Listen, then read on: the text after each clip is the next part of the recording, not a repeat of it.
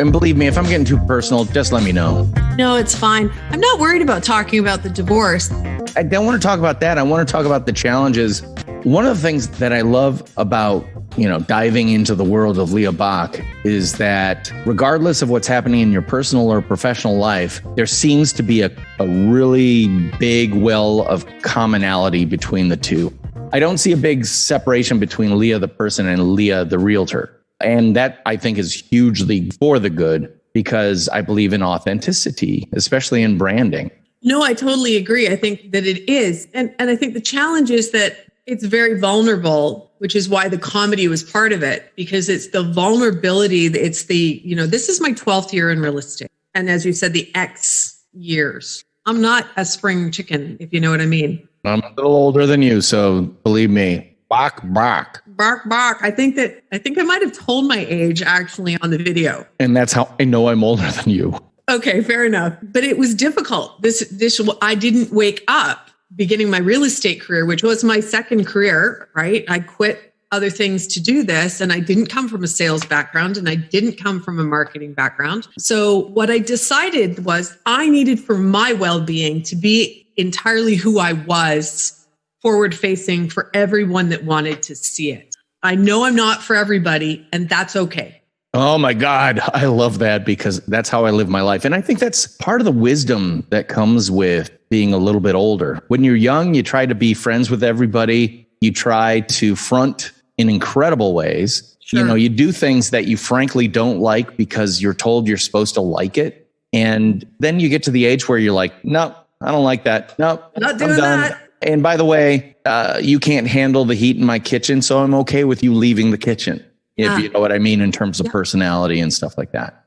So what you're talking about is having a level of fearlessness, or what I would call educated fear, which is I'm afraid of doing this, but I'm also not going to be debilitated by the fear. So and again, I only know this because you shared it on YouTube and I found it. You actually did a stand-up comedy class. Is that correct? Up there in the BC? Yeah, I did. I felt, I did a couple of things. I started taking archery for one. So I started shooting things with bow and arrows. And I really loved that. And I made a whole new group of friends. And I also sit on a board of directors. One of the board members had brought up, and he was a funny guy. He's not as funny as me, but he was a funny guy. He said, I'm thinking of taking this comedy class. And I'm like, is there a comedy class? I've never even heard of such a thing. And he's like, yeah. And I'm like, okay, let's do it together. And he didn't do it. He jammed. And everything about showing up that first day where they get you right on stage. And I love talking in public. I've learned years ago that if you want to listen to me talk and you want to pay me to talk, I'm like, check, win. So I was like, I wasn't scared about getting up, but I didn't realize how soul bearing it would end up being, because it has to be, comedy has to be honest and it has to be funny. And between the two of them, you are telling people a lot about who you are as a person. And I was going through some painful stuff. And so to be able to get up there, like when it started to get really fearful, like when they started to get to the point where we're writing jokes and we're actually going to have to go on stage and present all this stuff we're telling to people were quitting all over the place. And I said to myself, if you quit now, you will never get over this hump where the good stuff is on the other side of the fear. So you're going to knuckle down, you're going to do the work. Even if you have to not do any other work, you're going to do a good job and you're going to finish. And that routine is a result of not quitting.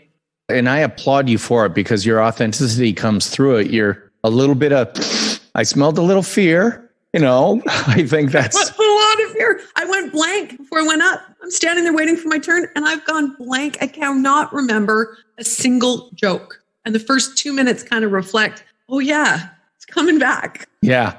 But the whole thing is you didn't stop. You kept going and you did what I advise so many people to do. And that is burn the fear out of you by doing it. And, a lot of people are now talking about live streaming, and a lot of people are doing live streaming. And do you live stream or are most of your videos kind of post edited? No, the only ones that I do that are edited at all are the ones that I do as the Instagram and Facebook introductions to my regular videos. Those are the only ones that are edited professionally. I don't even know if they change the color. I don't know what they do. It's an outsourced solution.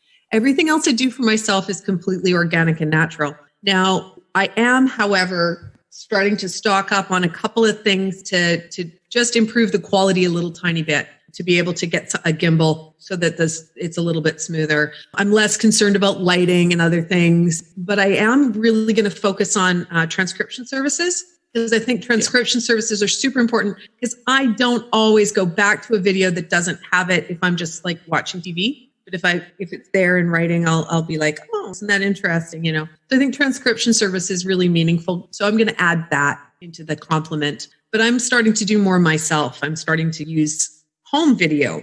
And that's what I'm doing is I created a little studio here, and I'm starting to buy some equipment just because I think that it is worthwhile. People spend money on real estate, and I think that you should get a quality product as well. So that means you should do things well. How you do one thing is essentially how you do everything. But I'm not looking to make it look like one of those, how they have the ladies with the car that the thing opens and they put their foot up, they put their high heels out and the skirt hiking up. And that's not how we're rolling over at Leah Bach. This episode of the Nonfiction Brand podcast is brought to you by Culture Chicken Brand Egg. What's that? It's one of my most requested presentations, now available as in-person live or virtual online presentations. If you've got a group or association that loves presentations that inspire, inform, entertain, and get you going at the same time, we should talk. Head on over to dpknudten.com/speaking to download my full speaker media kit today. And let's start talking about how I can help you get your party started. The reason I wanted to ask you about that live streaming is that a lot of people are looking at it, and especially what I would call performative professions like real estate, where you have opportunities every time you see a new home to do a live video. Yes. You have an opportunity to introduce sections or neighborhoods of town that could be used into really nice short videos that you could take some of your clients and point them to and say, hey, if you want to kind of 5 minutes on every neighborhood that we'll be looking in, I have a channel on my YouTube channel. I'm your 4th subscriber, by the way, on YouTube. I haven't on my to-do list this week, clean up YouTube channel. Let's just say last posting 3 years ago. Don't feel bad about that, because we all can't do everything. But what I kind of heard you saying is that you're layering on a level of professionalism, not necessarily high-toned Hollywood production values, but simply adding transcriptions are helpful, especially, pro tip, get that transcription, put it on your website below the video, because all that will be then searchable by the Googles, and that HTML type will help you with your SEO. That's great, because you know what I find really makes a difference? I don't spend anything on AdWords. Yeah. Like nothing, because all of my search is organic because of my reviews. This is why I love you. You are as organic as a... I feel like I should get a cornflower or something. Well, little piece of corn. You're as organic as a pair of Birkenstocks. Ooh. No, I'm thinking of our, what is it called?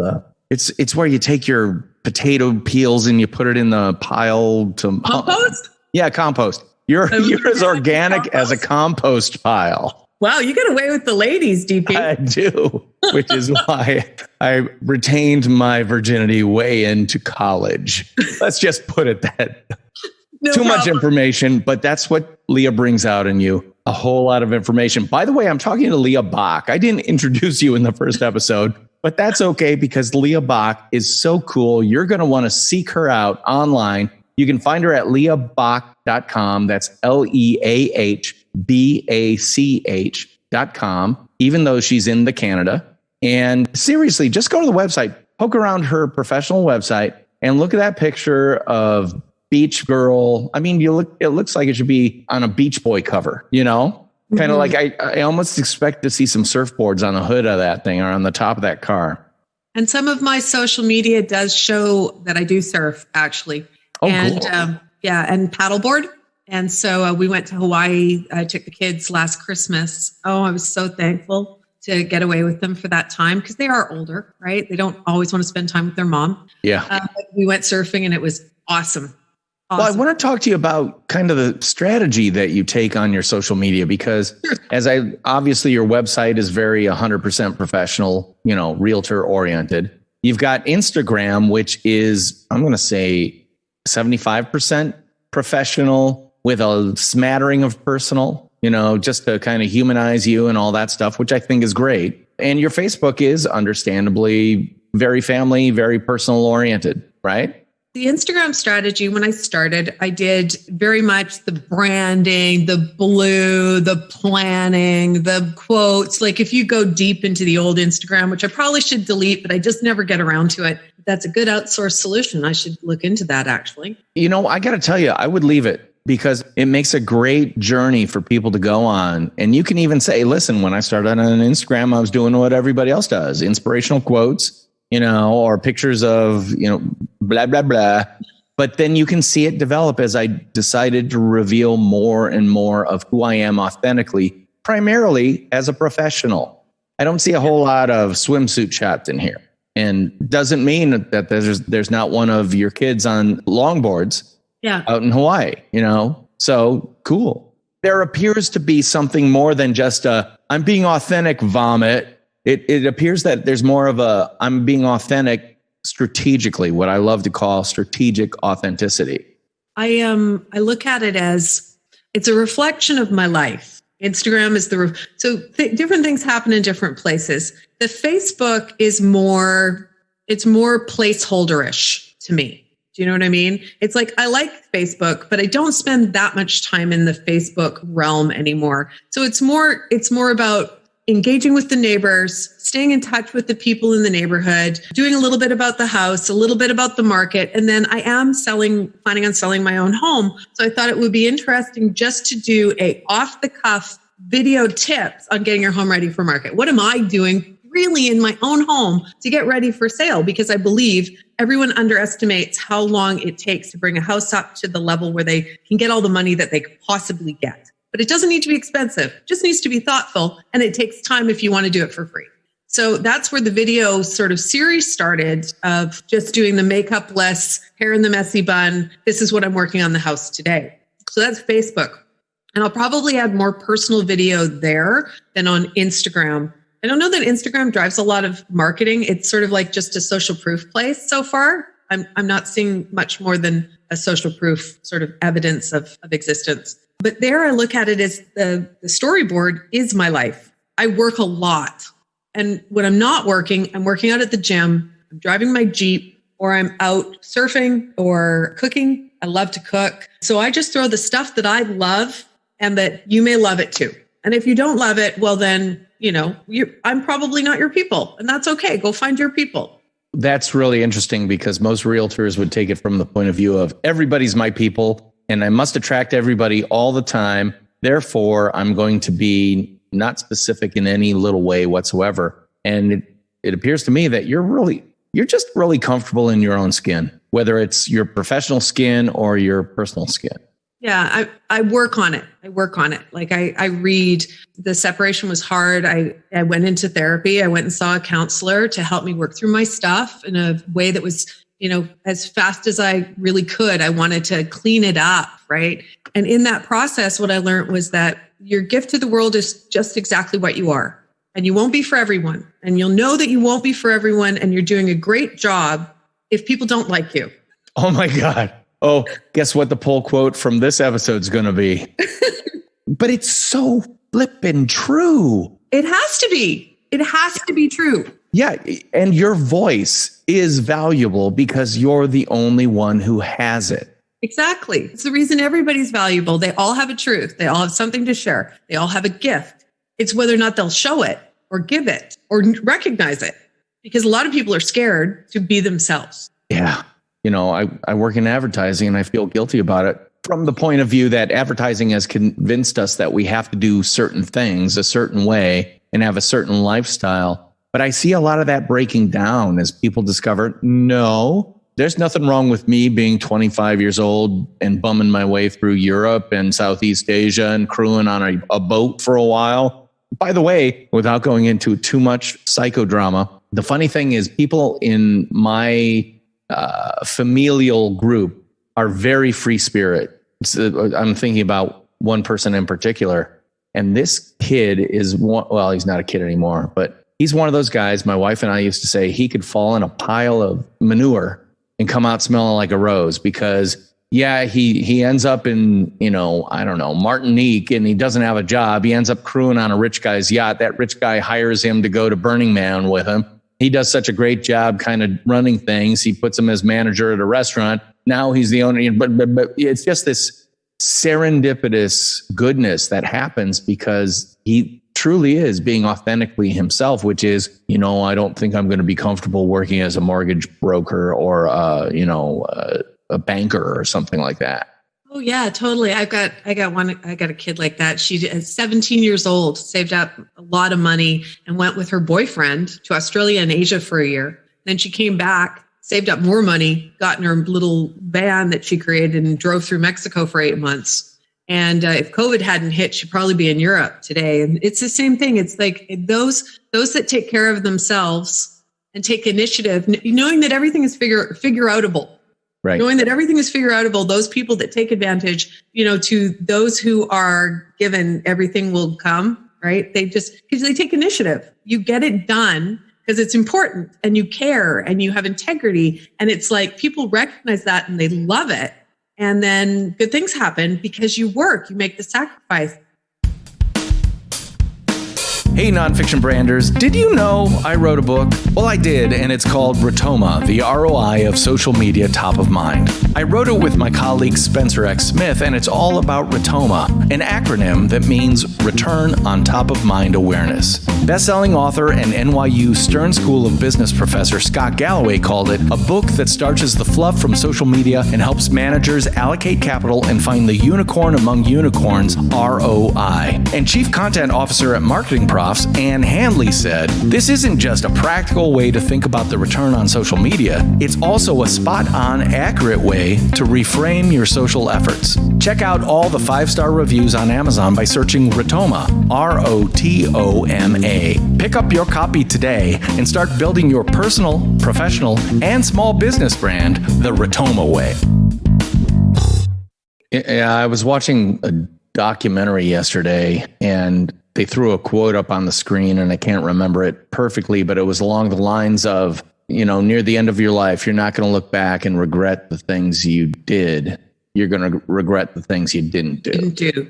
Absolutely. Yeah. And I think there's a lot of truth in that. And again, to take this out of a drum circle confessional, let's say this applies really very specifically to people creating a personal brand and understanding what a personal brand is. It's not about having a logo. I wanted to ask you this, because a lot of realtors, obviously you work for a firm, a brokerage or something like that, but your website is leahbach.com.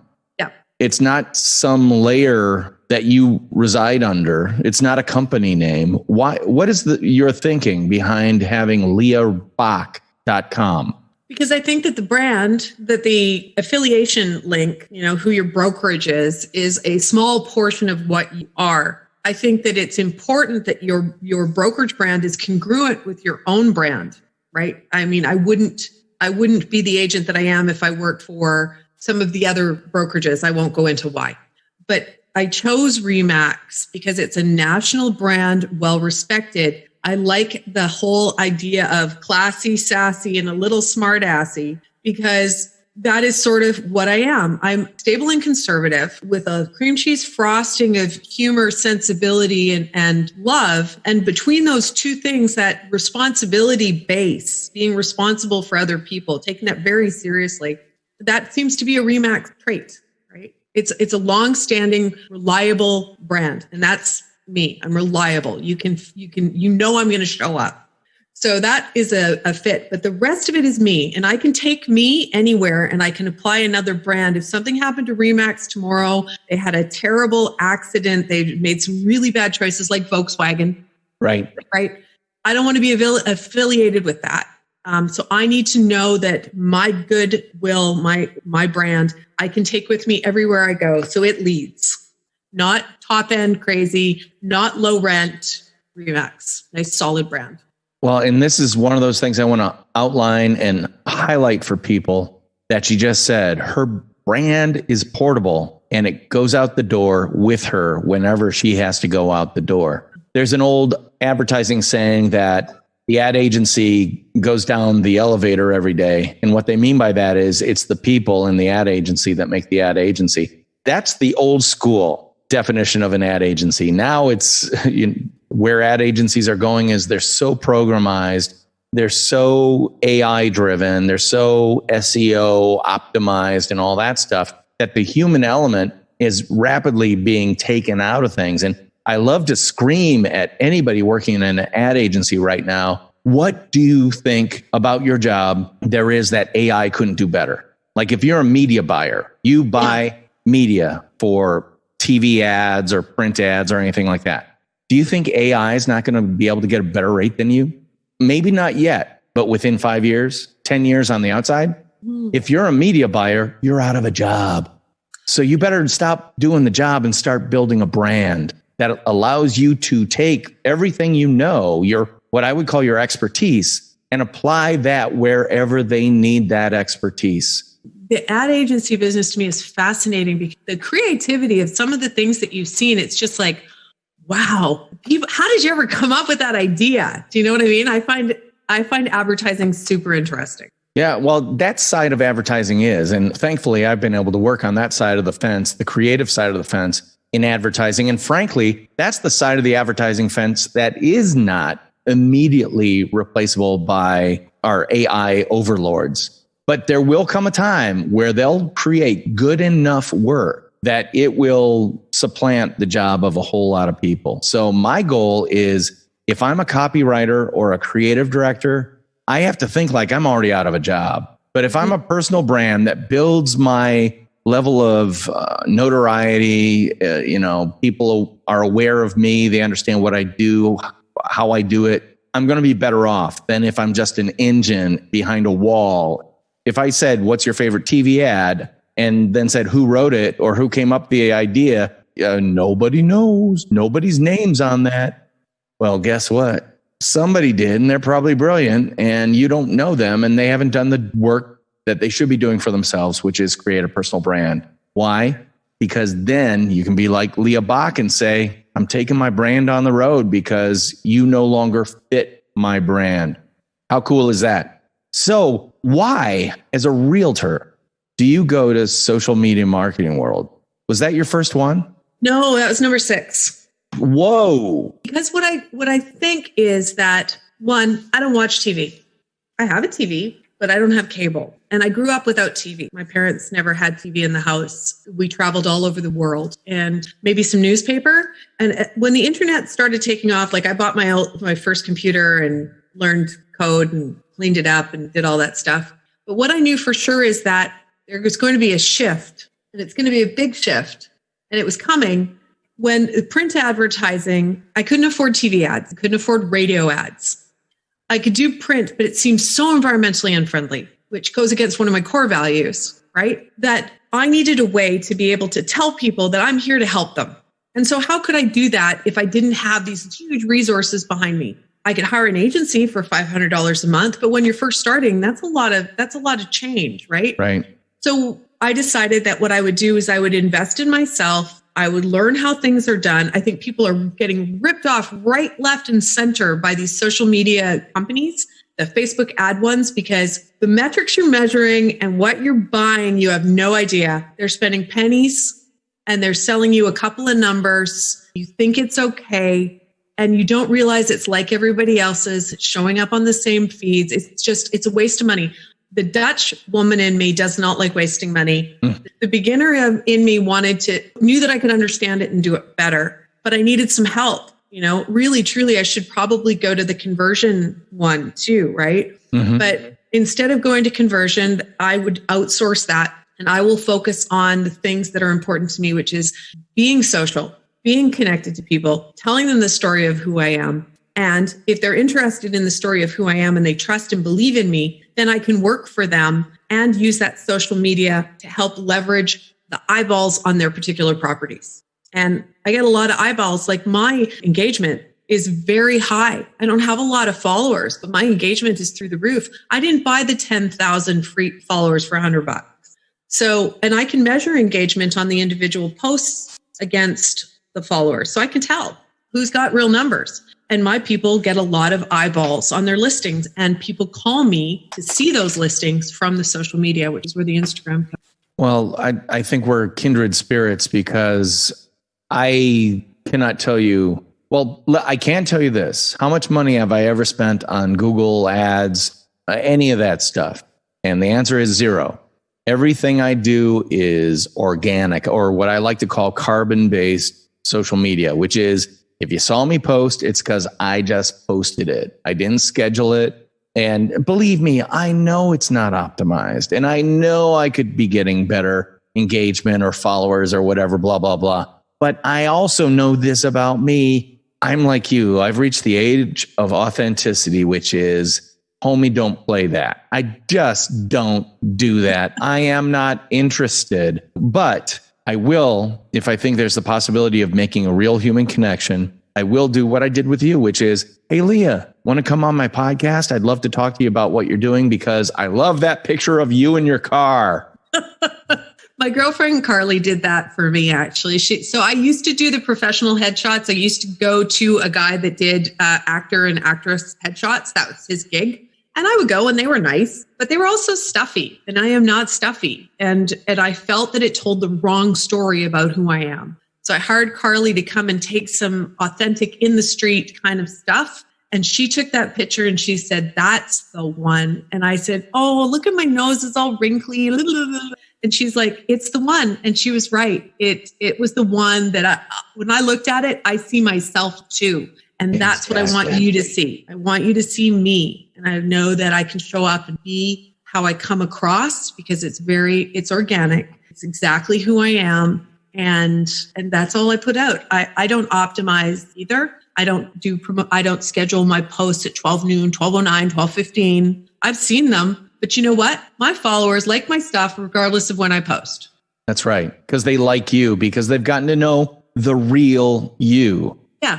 So if you want to see the photo we're talking about, go to leahbach.com. That's LeahBach.com. You'll see it halfway down the page. You'll be able to meet Leah in her natural habitat, which appears to be a what was the 70s, a Chevy or something? 60s Chevy. I don't know the exact year. It's not my car. It's one of my neighbors. And the funny story is, the reason why I'm giggling like an idiot in that picture is because I'm wearing my high heels and a suit. And I'm in like 4-inch heels because, that's this look. And I'm crouched in the car holding on to that steering wheel for dear life, because there's no seats in the car. I'm just like, woo! But it looks great. But the best part is, it doesn't just look great. I think it's entirely authentic to the Leah Bach that I've gotten to know over the past 2 episodes of the Nonfiction Brand podcast. Now, Leah, if people wanted to get in touch with you or get connected to you in some way, how can they go about doing that? Well, you can reach out to me via my website. There's a little bubble on the right-hand side. You can go ahead. I have a Calendly as well on my website. So if you want to chat anytime, just book me out, or you can call. I mean, my cell phone is on 604-345-5345. You can follow me on Instagram at Leah Bach Realtor, or Leah Bach Realtor on Facebook as well. So super easy. My Twitter, a little harder to find, is a play on my last name, Debacle, at DEBACHLE. So I'm all over. Just take a look. You'll find me. I mean, I'm Googleable. Once you get to know her, you will definitely want to Google her, because she's just so damn personable. And I've really enjoyed our conversation. This is the end of this second episode with Leah Bach, Realtor from Vancouver, BC, Canada. But I hope it's not our last. So maybe, 6 months down the road, would you be up for coming back on the pod? Absolutely. Because you still haven't dissected, I think, deeply enough that stand-up that I think you were going to get into. But yeah, well, that's a whole week-long series. Let me tell you, there's some psychotherapy in there that, let's not go into it now. But let's just say in the future, maybe we'll touch more on it. And if you can't wait, then dating tips for everyone. There you go. I'm DP Knudten for the Nonfiction Brand Podcast, and I'd like to remind you to like, subscribe, refer, and review this podcast to just about anybody, because especially that review part, is going to help people find us. And I really appreciate you listening. And she is Leah Bach with Remax Performance in Vancouver, British Columbia. That's right. So if you're in Canada, and especially out in the BC, check out leahbach.com. That's it for the Nonfiction Brand Podcast. I will talk to you next week. Bye-bye.